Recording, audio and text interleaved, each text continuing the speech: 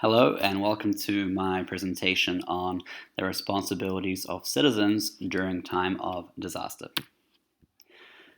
So what are our responsibilities? What are we supposed to do? Well, FEMA recommends that each citizen has to be prepared for each disaster, each kind of event. And the most common way and cost-efficient way to be prepared for disaster is education. Citizens should go through training in preparedness for different disasters. They need to know what to do in an event of like a flood or an earthquake. If an earthquake, if an earthquake occurs and you're living in a coastal area, they should know that tsunami warnings may occur. They also need to know who to turn into when a disaster occurs.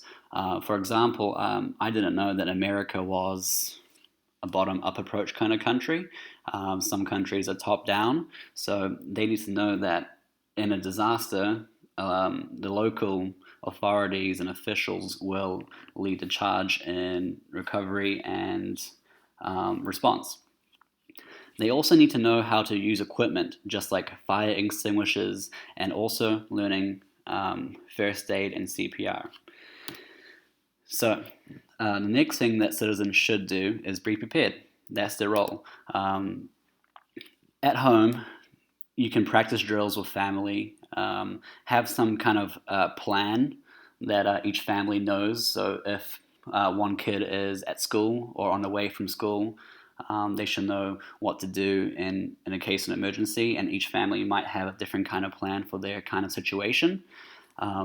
It's good to have emergency supplies, and that's saying some supplies might be different for a tsunami than it would be for an earthquake.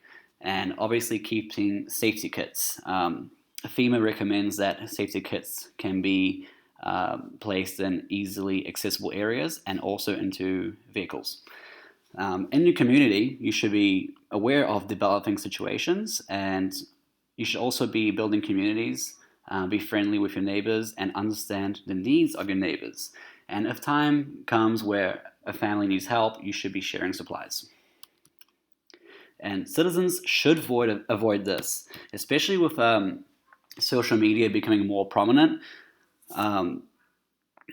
People should not be sharing unverified sources, and in saying that, they shouldn't be posting people in distress and people having a hard time with their situation. They shouldn't mistrust the government. It's really important to trust the government in all these situations. It's in the Schneider case studies, each one that we read, whenever the public were kind of against the government, recovery was much slower, and whenever they were working with the government, recovery was much faster and more efficient. They shouldn't be complacent, as in, they shouldn't be like, oh, well, it's only a Category 3 hurricane, maybe we shouldn't evacuate. You should always be prepared, even for minor disasters and hazards. There shouldn't be any kind of panic going on. The more panic and confusion that goes on in a disaster, the worse it gets. It's kind of contagious. It's recommended that there shouldn't be some kind of like mood of gloominess.